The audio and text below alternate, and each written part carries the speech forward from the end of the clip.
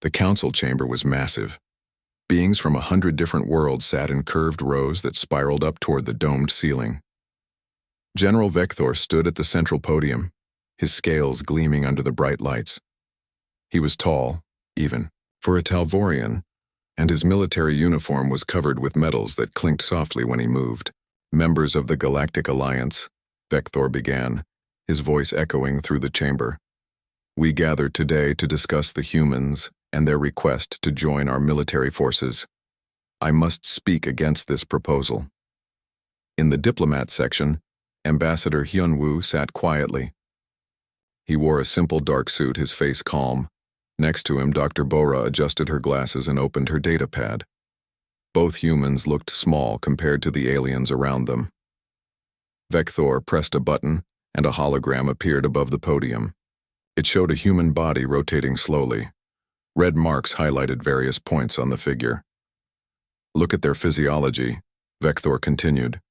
Humans have soft skin, no scales, no natural armor, no protective shell. A simple blade can pierce their flesh easily. Many of our species could survive such wounds without concern. Humans cannot.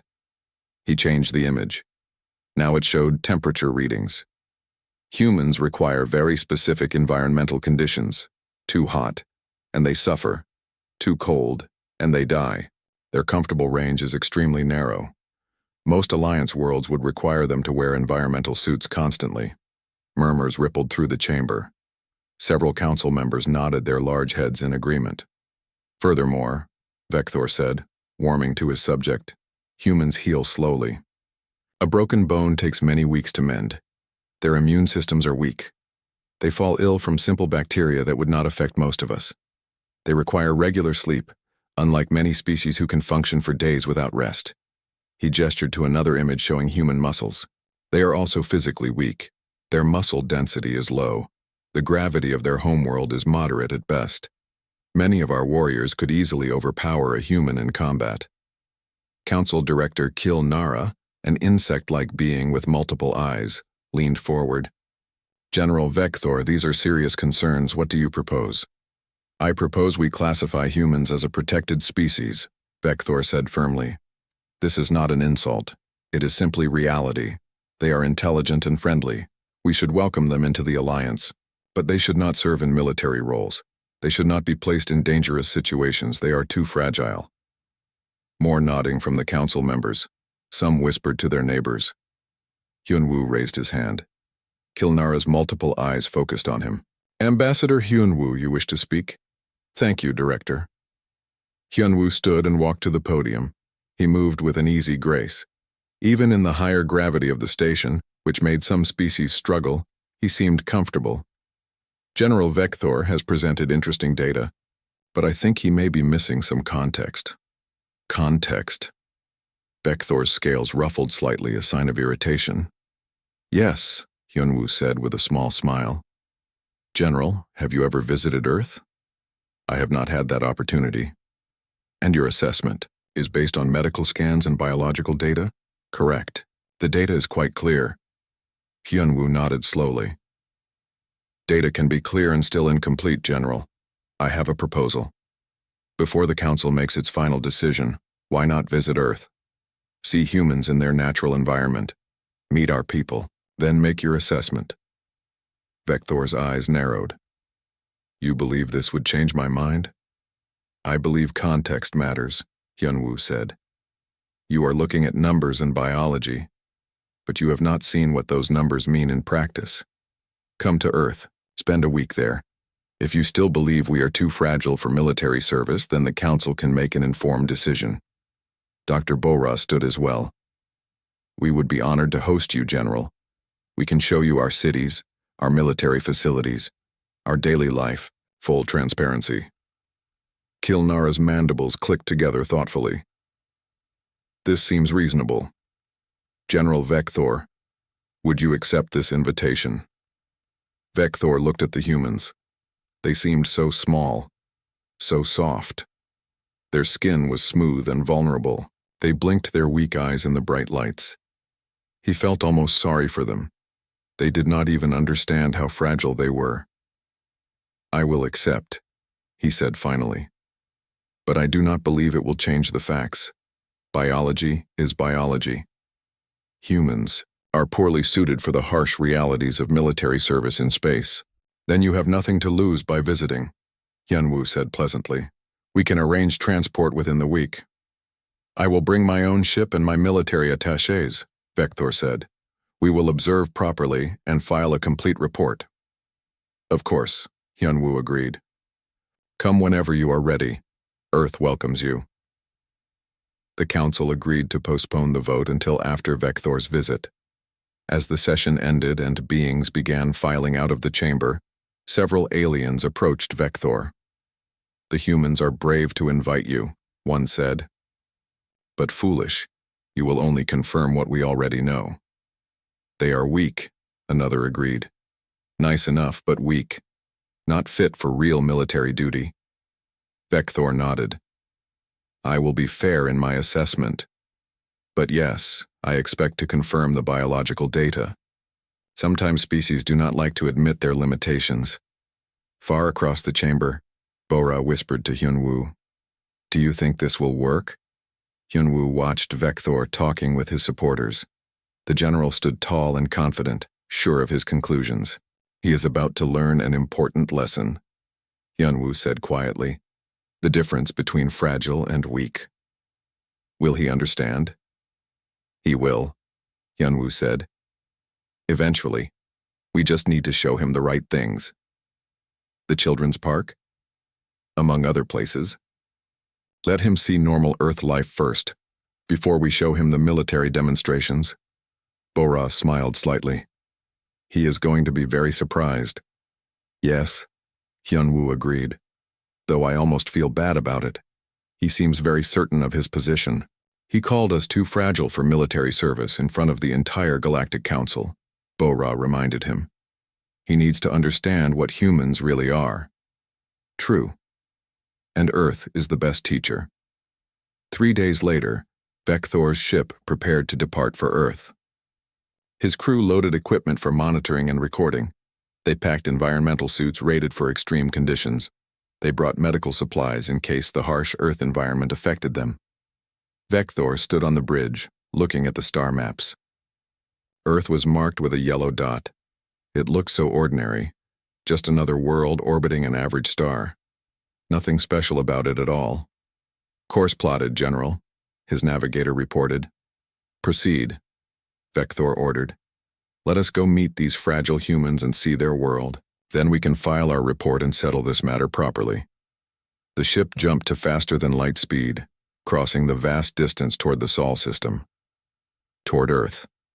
Toward a truth that would shake everything Vector believed about strength and weakness. Behind him, in the empty council chamber on the station, Kilnara remained alone. She had seen many species join the Alliance over her long life. She had watched them all arrive, confident in their understanding of the galaxy. The humans were different, though. Kilnara had sensed it in the way Hyunwoo spoke, in the calm confidence that seemed so at odds with their apparent physical weakness. She had also done something Vector had not. She had researched Earth itself, not just the humans. The data she found had been fascinating and troubling. Be careful, General Vector, she whispered to the empty room. You may be right about humans being fragile, but I think you are very wrong about what that means. The alarm started when they were still 2 days from Earth. Vector was reviewing reports when his science officer burst onto the bridge. General, we need to discuss the sensor readings from the target planet. Earth? Vector looked up from his data pad. What about it? The science officer, a younger Talvorian named Rekton, looked nervous. Sir, I have run the readings 3 times. I thought our sensors were malfunctioning. But they are not. Explain. Rekton brought up a display. Earth floated in the hologram, a blue and white marble. It looked beautiful, peaceful. The atmospheric composition is dangerous, General. The oxygen content is over 20%. Vector felt his scales tighten. 20%? That is impossible. Oxygen is highly corrosive. It is reactive. No species could evolve in such an atmosphere. Yet the humans did, Rekton said. That is not the worst part. Look at the surface temperature variations. He changed the display to show thermal readings. In some regions, the temperature exceeds 45 degrees. In others, it drops below -40 degrees. The range is more than 80 degrees. 80 degrees? Vector stood up. That would kill most species. Our comfortable range is 12 degrees. Exactly, sir. And look at this. Recton highlighted the gravity readings. The planet's gravity is 1.2 times what we evolved in. We will need support suits. Vector studied the data more carefully. What about geological activity? Extreme, sir. The planet has active plate tectonics. Earthquakes are common. There are hundreds of active volcanoes. The weather systems are violent. I am seeing storms with wind speeds over 200 kilometers per hour. This is a death world, Vector said slowly. Class 12, sir. The highest danger rating. I have never heard of a sapient species evolving on a Class 12 world. Most species develop on Class 3 or 4 worlds at most. Vector looked at the beautiful blue planet. It looked so peaceful from space. But the data told a different story. Earth was trying to kill everything on its surface constantly. Heat, cold, storms, earthquakes, high gravity, corrosive atmosphere. How do humans survive there? He asked. I do not know, sir. But they do more than survive. According to our briefing, they thrive. They live in almost every climate zone on the planet. Vector sat back down. His confidence wavered for the first time. Perhaps they use extensive technology? Climate-controlled cities? Some cities have climate control, Recton said. But most humans live in open-air environments. They simply endure their planet's conditions. That seems impossible. Yes, sir, but the data does not lie. 2 days later, Vector's ship entered Earth's orbit. He stood on the bridge with his senior officers, all of them staring at the planet below. Preparing for landing, the pilot announced. Destination is Seoul, South Korea, as requested by the humans. Environmental suits are ready, General, another officer reported. Good. We will need them. Vector checked his own suit. It would regulate his temperature, support him in the higher gravity, and filter the dangerous atmosphere. Without it, he would die within hours on Earth. The ship descended through the atmosphere. Vector watched the surface grow closer. He saw vast oceans, mountain ranges that reached impossible heights, and huge, sprawling cities. They landed at a military spaceport outside Seoul. The ship's ramp extended. Vector and his 5 officers walked down, all wearing their environmental suits.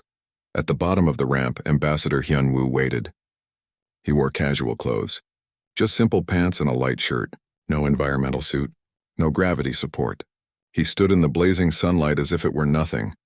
Welcome to Earth, General Vector, Hyunwoo said with a smile. Vector's sensors showed the outside temperature was 32 degrees. For him, dangerously hot.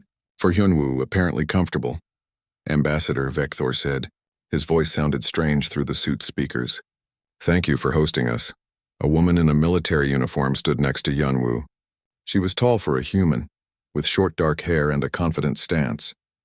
This is Colonel Ji-won, Hyunwoo introduced her. She will be your liaison during your visit. General, Ji-won said with a slight bow. I hope your journey was comfortable. It was adequate, Vector said. He looked around. The spaceport was busy. Humans walked everywhere, none of them wearing environmental suits. Some were actually sweating in the heat, but they seemed fine. Your planet's conditions are more extreme than I expected. This is a mild spring day, Ji-won said.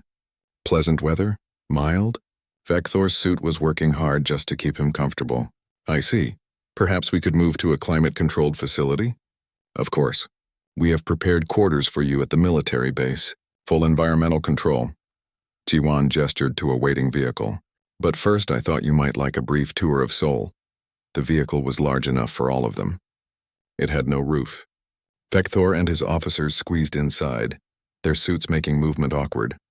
Hyunwoo and Ji-won sat in the front, completely comfortable in the open air.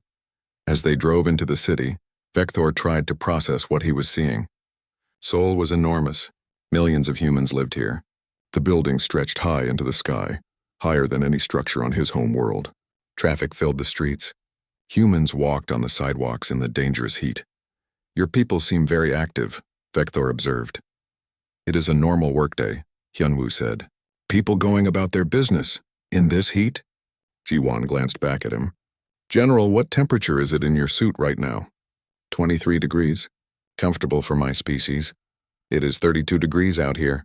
Jiwan said, a bit warm but nothing serious. In summer, it gets up to 38 or 40 degrees in the city. That would be fatal for us, one of Vector's officers said. In winter, it drops to -15 or -20, Jiwan continued. We adapt. We wear different clothes, but we do not stop living. The vehicle passed a construction site. Humans were working there, carrying heavy materials, operating machinery, all in the direct sunlight, all without environmental suits. How long can your people work in these conditions? Vector asked. A normal work shift is 8 to 10 hours, Jiwan said. Construction workers sometimes do more? 10 hours? Vector's suit had a maximum operational time of 6 hours before it needed to recharge, and these humans worked for 10 hours in what his species would consider lethal conditions. They passed a park. Vector saw humans running, actually running, for exercise in the heat. Some were moving fast, their faces red and wet with sweat. Why are those people running? Asked Rekton. For fun, Hyunwoo said. For health. Running is a popular exercise. For fun? Rekton sounded shocked. In this gravity? In this heat? Yes. Vector was beginning to understand something. The data about human fragility was correct. Humans had soft skin. They had narrow environmental tolerances compared to what they actually endured. They could be injured easily. But they lived on a planet that was constantly trying to injure them. And they did not just survive. They thrived. They ran for fun. They worked for 10 hours in killing heat. They built enormous cities under conditions that required his people to wear life support suits. Colonel Jiwan, Vector said slowly, what is your military training like? Jiwan smiled. I think we should save that for tomorrow, General. Today, just rest and recover from your journey. Tomorrow, I will show you our training facilities. And after that, perhaps some normal civilian areas. Schools, parks, daily life. I would like that, Vector said. He was starting to suspect that he had made a serious error in his assessment of humanity. But he needed more evidence. He needed to see more. They arrived at the military base. The quarters prepared for them were indeed climate-controlled, with reduced gravity fields and filtered atmosphere. Vector and his officers could finally remove their suits. Comfortable? Jiwan asked. Yes, thank you, Vector said. This is more like home. Good. Rest well. Tomorrow will be interesting. After she left, Vector's officers gathered around him. Sir, Rekton said, did you see those humans working in that heat? For hours? I saw. And running? For exercise? I saw that too. How is this possible? The data said they were fragile. The data was correct, Vector said thoughtfully, but I think we measured the wrong things. Or perhaps we measured the right things but understood them incorrectly. Sir? We saw their soft skin and narrow environmental tolerance and assumed they were weak. But we did not ask what kind of world would produce such a species. We did not ask what it means to survive on a Class 12 death world. He looked out the window at Seoul. Night was falling. The city lit up with millions of lights. Millions of humans living their lives on a planet that should kill them. Tomorrow we learn more, Vector said, and I suspect we will learn things that will change our entire assessment. 2 weeks later, General Vector stood before the Galactic Council once more. The vast chamber was full. Every seat was occupied. Word had spread that the Talvorian general was going to present his findings about humanity. Ambassador Hyunwoo and Dr. Bo-Ra sat in the diplomatic section, waiting. Council Director Kilnara called the session to order. General Vector, you have returned from Earth. What is your assessment? Vector stood at the podium. He looked different somehow. His posture was less rigid, his expression more thoughtful. Director, members of the council, he began, I must withdraw my previous recommendation. I was wrong about humanity. A murmur ran through the chamber. Several council members leaned forward in surprise. 2 weeks ago, I stood here and presented evidence that humans were too fragile for military service. I showed you their soft skin, their narrow environmental tolerances, their vulnerability to injury. All of that data was accurate, but it was incomplete. Vector pressed a button. A hologram appeared showing Earth. This is Earth, the human homeworld. Before I visited, I read the biological data about humans, but I did not research their planet. That was my first mistake. The hologram changed, showing temperature readings, atmospheric composition, gravity measurements. Earth is a Class 12 death world, the highest danger classification we have. The atmosphere contains over 20% oxygen, which is corrosive and highly reactive. The surface gravity is high. The temperature variations are extreme. The weather is violent. There are constant geological events, thousands of predator species, diseases, parasites. He paused, letting this sink in. Most species evolve on Class 3 or Class 4 worlds. Stable climates, moderate conditions. Humans evolved on a planet that is actively hostile to life. And they did not just survive. They thrived. They spread across every climate zone on their world. They built great civilizations, and they did it all while their planet tried to kill them every single day. Another murmur. Council members were whispering to each other. Vector continued. I want to tell you what I saw on Earth. On my second day there, I visited a public park. A school group was there. Human children between 6 and 12 years old. I watched them climb a 15-meter cliff face. One boy fell and was injured. He bled, he cried, then he climbed again. He changed the image to show human children playing. I watched children play a game that involved deliberately colliding with each other. They fell repeatedly on hard ground. They got up and continued. I watched them hike up a mountain in dangerous heat, carrying heavy loads. I watched them play in a rainstorm that would have injured my people. Then an accident happened. A large tree branch fell on a 10-year-old girl named Yunseo. She fell 8 meters. She suffered a fractured arm, a concussion, and multiple lacerations. Vector paused. The chamber was completely silent now. In my species, such injuries would be fatal. At minimum, they would require months of intensive regeneration therapy. But do you know what happened? Her 8-year-old brother, Young Jae, immediately began treating her wounds. He stopped the bleeding. He stabilized her. He kept her calm until medical help arrived. He was 8 years old, and he performed trauma medicine that would challenge my trained soldiers. He showed images from his visit to the hospital the next day. I visited Yunseo the following day. She was sitting up in bed. She was eating. She was laughing with her brother. Her doctor told me she would be fully healed in 6 to 8 weeks. Not months. Not years, weeks. Vector looked around the chamber. That is when I understood. Humans are fragile in the sense that they can be injured more easily than many species. But they heal. They recover. They adapt. They endure. He changed the display to show human soldiers training. I spent the next several days observing human military training. I watched their soldiers operate in conditions that required my people to wear full environmental suits. Desert training in heat that would kill us. Arctic survival in cold that would freeze us.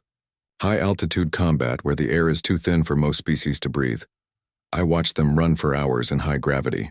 I watched them carry equipment that weighed half their body weight. I watched them train in conditions that we would classify as hazardous to life. And they did not just survive. They excelled. Council Director Kilnara spoke. General Vector, are you saying your initial assessment was entirely wrong? Not entirely. Humans are physically vulnerable in many ways. But I measured the wrong things. I looked at their ability to be hurt. I did not look at their ability to survive being hurt. I did not look at their resilience. I did not look at their adaptability. He displayed a comparison chart. The human comfortable temperature range is about 30 degrees. Mine is 12 degrees, so I concluded they were fragile. But humans actually survive in a temperature range of over 80 degrees. I can only survive in a range of 20 degrees without life support. Who is really more fragile? Humans can be cut easily. They bleed. They bruise. But they heal quickly. A broken bone heals in weeks. For my people, it takes months. Human immune systems fight off diseases constantly. They have to. Because their world is full of pathogens. They have become very good at surviving illness. Dr. Bora stood and walked to the podium. May I add something, General? Please, Vector said. Bora addressed the council. General Vector has focused on physical resilience. But there is more. Humans also have psychological resilience. We evolved to handle stress, to stay calm in crises, to solve problems under pressure. You saw this in Young Jae. An 8-year-old child stayed calm when his sister was badly injured. This is not unusual for humans. It is normal. She displayed more data. Human children learn first aid as a basic skill. By age 10, most can treat injuries, perform CPR, and handle emergencies. We teach this because emergencies are common on Earth. We must be ready. Our military training builds on this foundation. Human soldiers are trained to function in any environment. Any temperature, any terrain, any gravity. Because we evolved learning to adapt or die, Hyunwoo stood and joined them at the podium. Members of the council, General Vector came to Earth expecting to find a weak species. He found something very different. He found a species that has been fighting for survival every day for millions of years. That struggle made us tough. It made us resilient. It made us capable. We are not asking for special consideration. We are not asking for easy assignments. We are asking for the opportunity to serve alongside the Alliance forces. We believe we have something valuable to offer. What is that? Asked one council member, a floating gas being. Endurance, Hyunwoo said simply. When conditions get difficult, when other species need environmental support, humans can keep going. When injuries happen, we heal and return to duty quickly. When stress is high, we stay calm and solve problems. This is what Earth taught us. Vector spoke again. I have one more thing to share. Before I left Earth, Colonel Ji-won said something to me. She said, General, you called us frail, but you were looking at the wrong things. We are not frail. We are adapted. She was right. Humans are adapted to survive on a death world. That makes them ideal for military service in space, because compared to Earth, the rest of the galaxy is easy. He looked directly at the council director. I recommend full approval of humanity's application for military service. I further recommend that we study human training methods.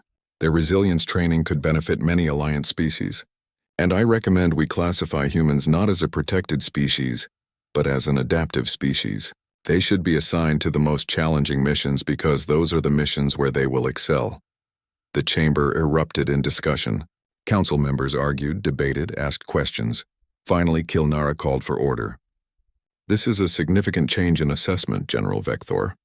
You were strongly opposed to human military service. Now you are recommending them for the most difficult missions. What changed?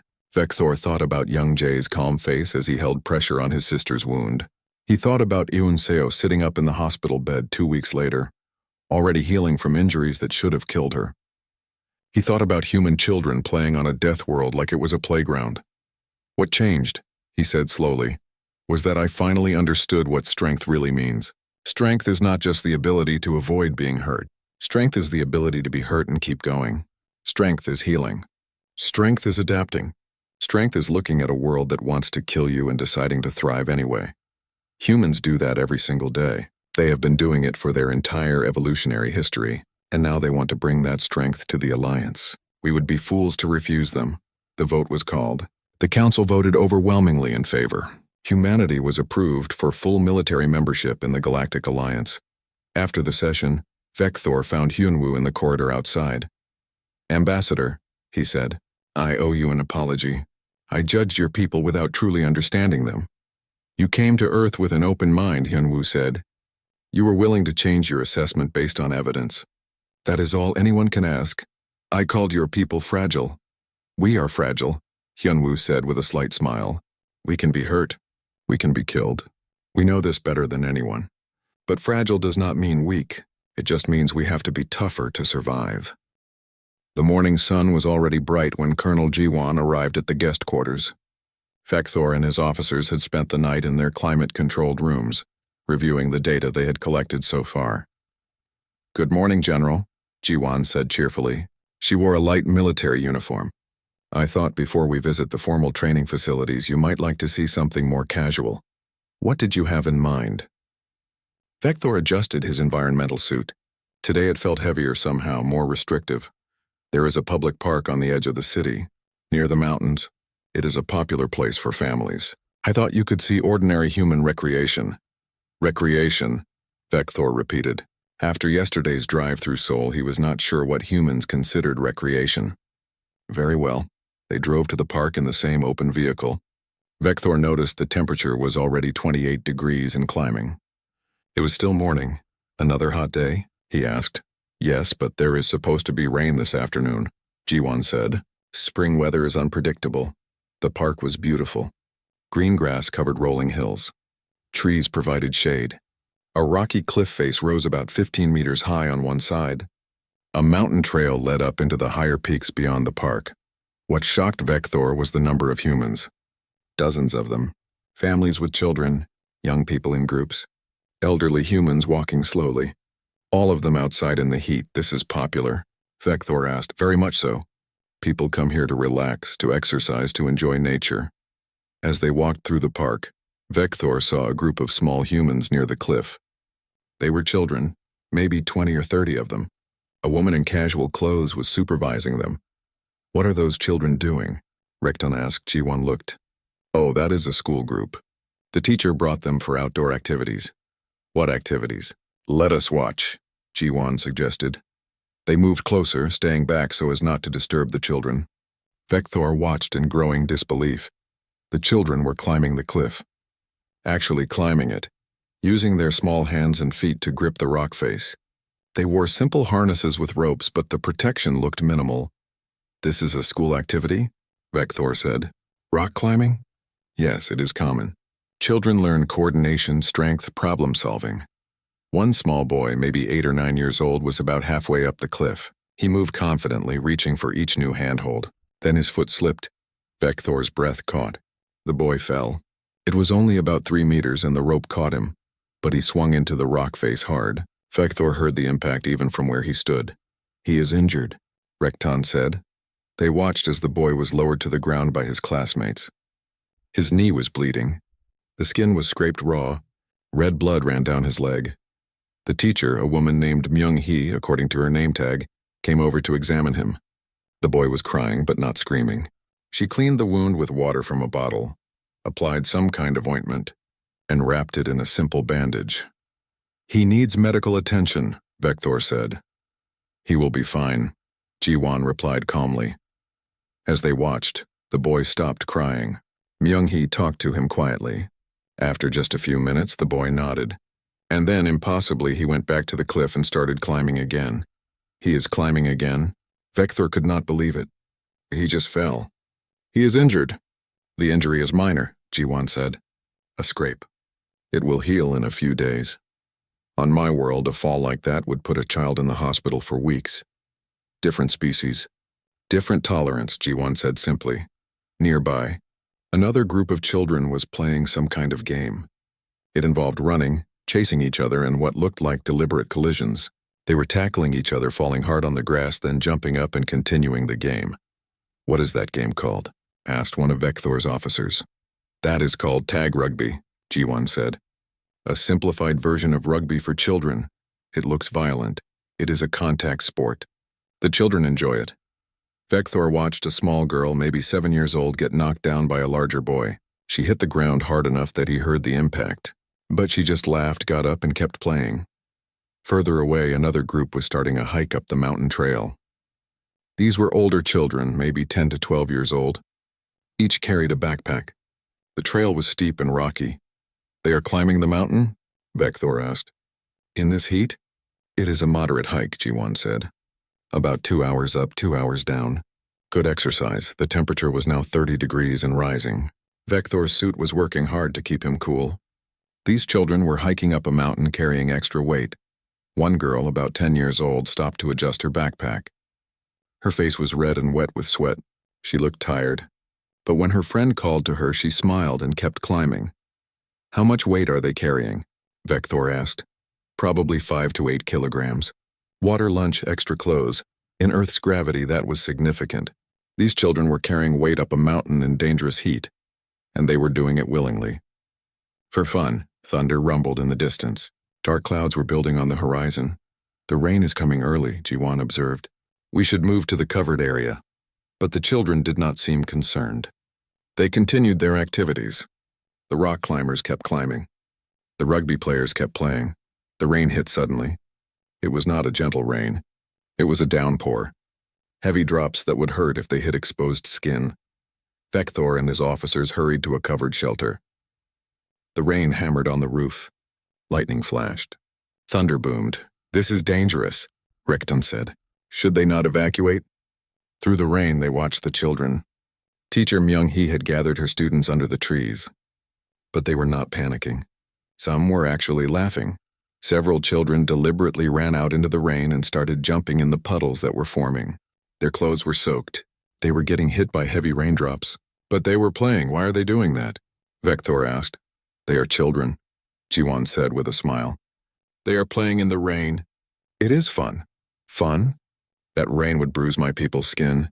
Human skin is tougher than it looks. The boy who had fallen earlier, young Jae, was sitting under a tree with his sister, Yunseo. She looked to be about 10. They were sharing some kind of food from a container. Vecthor's sensors picked up the food's composition. Colonel Ji-won, what are those children eating?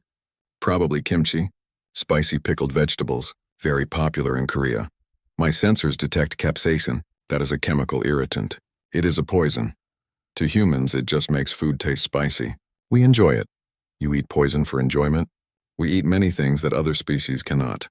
Our digestive systems are very adaptable. The rain continued for 20 minutes. Finally, it began to ease. The clouds moved on. The sun came back out, and steam started rising from the wet ground. The children went back to their activities as if nothing had happened. Their clothes were soaked, but they did not seem to care. Young Jae went back to rock climbing, his bandaged knee apparently not bothering him. A younger girl, Hae-won, was still playing rugby, now sliding in the mud. The hikers continued up the mountain trail, their path now slippery and dangerous. Vecthor watched all of this in silence. His mind was trying to process what he was seeing. These were children, human juveniles. They were fragile by the standards of his biology reports. Soft skin, weak bones compared to many species, narrow environmental tolerance. But they were climbing cliffs despite falls and injuries. They were playing violent contact games and laughing when they got hurt. They were hiking mountains in extreme heat while carrying heavy loads. They were playing in rain that would injure his people. They were eating chemical irritants as snacks. Colonel Ji-won, Vecthor said slowly. How old are these children? The youngest are probably 6 or 7. The oldest may be 11 or 12. And this is normal activity?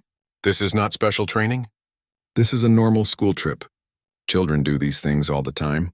For fun, Vecthor repeated. He thought about his own species' children. At this age, they would be in controlled environments, learning in safe, climate-controlled schools, playing gentle games, avoiding anything that could cause injury. These human children were treating a Class 12 death world as a playground. General, Recton whispered, if their children can do this, what can their adults do? I do not know, Vecthor admitted. But I am beginning to understand that we made a serious mistake. What mistake? We looked at human biology and called them fragile. But fragile compared to what? Compared to what they endure? Vecthor gestured at the children. We called them weak. But those children are doing things our trained soldiers would struggle with. Ji-won had been listening quietly. Now she spoke. General, you said humans were too fragile for military service. But you were looking at the wrong metrics. Yes, we can be hurt more easily than some species. Yes, we have narrow environmental preferences. But we evolved on a world that constantly hurts us. We learned to take damage and keep going.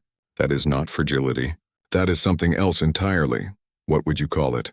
Resilience, endurance, stubbornness, maybe. She smiled. We are not invulnerable, but we are very, very hard to stop. Vecthor looked at young Jae, who was now near the top of the cliff despite his bleeding knee. He looked at Hae-won, covered in mud but still laughing. He looked at Yunseo and her hiking group. The sky was beginning to darken with the approaching storm. Vecthor and his officers stood in the covered shelter, watching the human children continue their activities in the rain. The temperature had dropped several degrees, but it was still uncomfortably warm inside his environmental suit. The rain is easing, Ji-won observed. Perhaps we should start heading back soon. A moment longer, Vecthor said. He was still watching young Jae climb the cliff face. The boy's bandaged knee was visible even from this distance, but it did not slow him down. Then everything changed in an instant. There was a sharp cracking sound. Vecthor looked up just in time to see a large tree branch break free. It had been weakened by the rain. The branch was massive, at least 4 meters long and thick as a human's leg. It fell directly toward the group of children near the cliff. Look out, Teacher Myung-hee screamed. Most of the children scattered. But Yunseo, young Jae's older sister, was directly underneath. She looked up and tried to run, but her foot slipped on the wet grass. The branch hit her. Vecthor heard the impact, a horrible solid thud. Yunseo fell and did not get up. Medical emergency, Recton shouted. But Vecthor and his officers could not move quickly in their suits. The high gravity, the bulky equipment, it all slowed them down. Young Jae was faster. The 8-year-old boy was down from the cliff in seconds. He ran to his sister, his injured knee forgotten. Myung-hee got there at almost the same time. Other children were crying, screaming.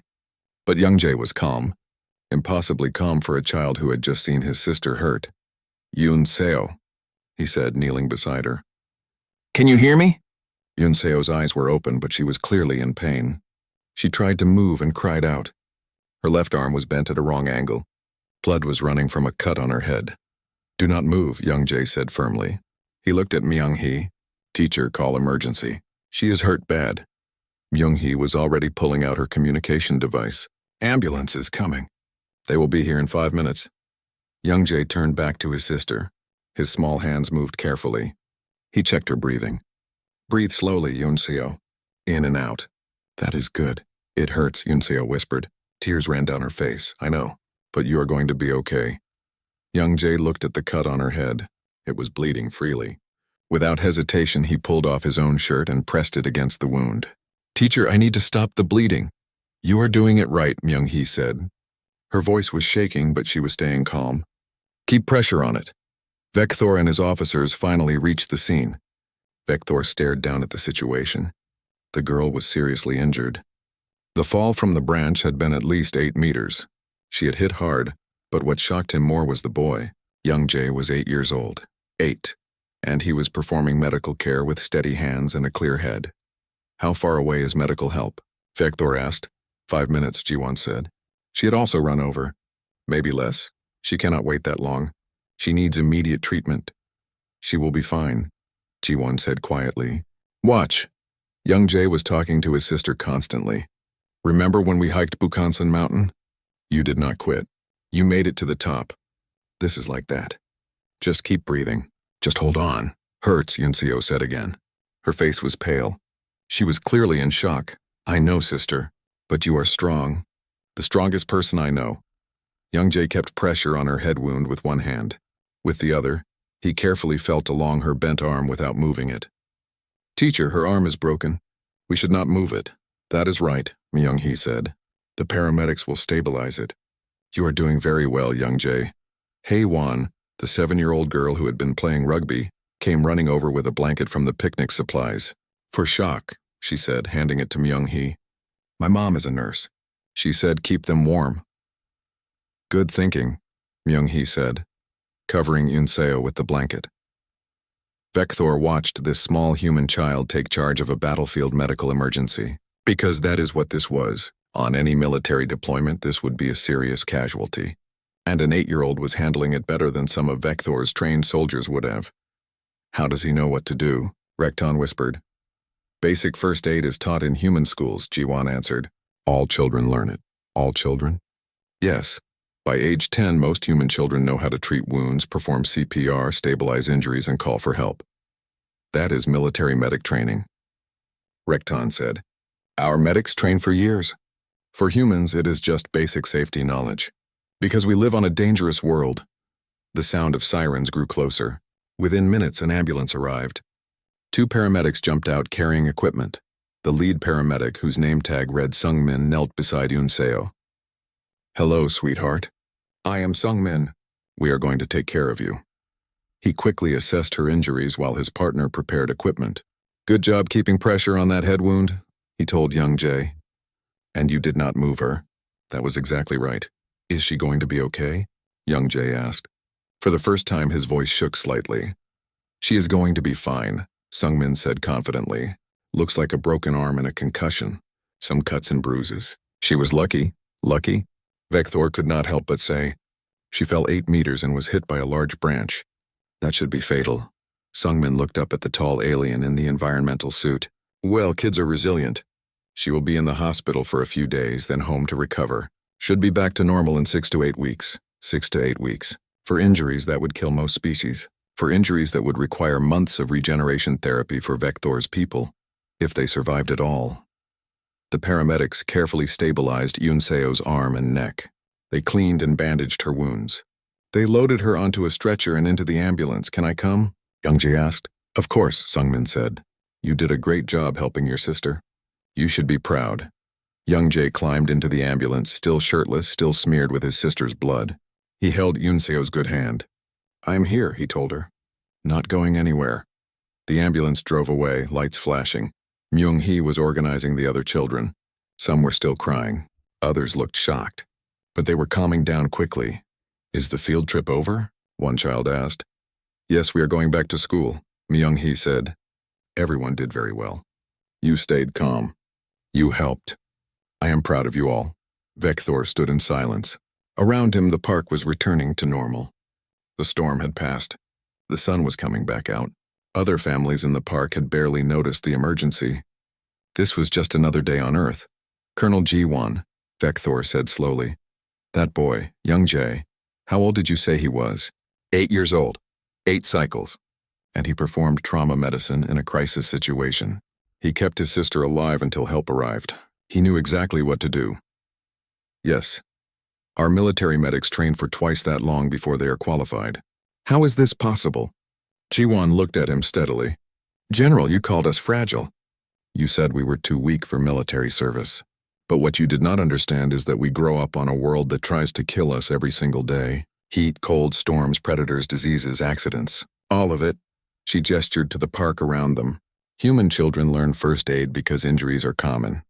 They learn to stay calm in emergencies because emergencies happen. They learn to endure pain because pain is part of life on Earth. This is not special training. This is just growing up human. But he was so calm, Rekton said. He was 8 years old and he was calmer than I would have been. Because he had to be, Ji-won said simply. His sister needed help. So he helped her. That is what humans do. We see a problem, we solve it. We see someone hurt, we help them. Even if we are scared. Even if we are hurt ourselves. Vector thought about young Jae's bandaged knee. The boy had been injured too. Not as badly as his sister, but injured. And he had forgotten about his own pain completely to help her. I need to see that girl, Vector said suddenly. The one who is injured, Yoon Seo. I need to see her recovery. I can arrange a hospital visit, Ji-won said. Tomorrow, perhaps. Yes, tomorrow. Vector looked at his officers. They all looked as shaken as he felt. We have made a terrible error in our assessment. Sir? Rekton asked. We measured human fragility. We measured their ability to be hurt. But we did not measure their ability to survive being hurt. We did not measure their resilience. We did not measure their will. He thought about the 8-year-old boy with steady hands and a calm voice, keeping his sister alive while covered in her blood. That child showed more courage and competence in 5 minutes than many of my soldiers show in their entire careers, Vector said. And he is 8 years old. What will he be like at 20? At 30? That is what we have been trying to show you, Ji-won said gently. Humans are not weak despite our environment. We are strong because of it. Earth made us tough. It gave us no choice. I understand now, Vector said. Or I am beginning to understand. But I need to see more. I need to see that girl survive.